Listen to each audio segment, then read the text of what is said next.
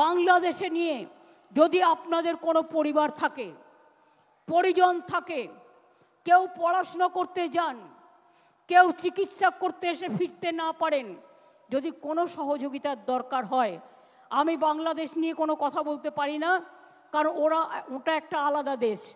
যা বলার India government বলবে, আমি বলতে পারি না। কিন্তু আমি এটুকু বলতে পারি, অসহায় মানুষ যদি বাংলায় দরজা খটখটানি করে, আমরা তাদের আশ্রয় নিশ্চয়ই দেব। তার কারণ এটা ইউনাইটেড নেশনসের একটা রেজুলেশন আছে, কেউ যদি রিফিউজি হয়ে যায় তাকে পাশের পার্শ্ববর্তী এলাকা তাকে সম্মান জানাবে।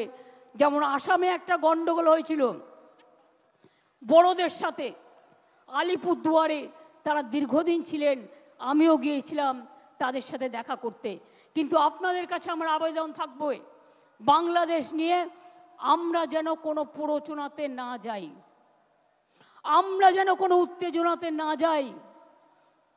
আমাদের সহমর্মিতা, আমাদের দুঃখ, সে যারই রক্ত ঝরুক তাদের জন্য আছে।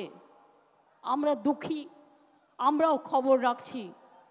ছাত্রছাত্রীদের মহান প্রাণ, তাজা প্রাণগুলো চলে যাচ্ছে, আমরা তাদের সকলকে, আমার অন্য কিছু বলার নেই।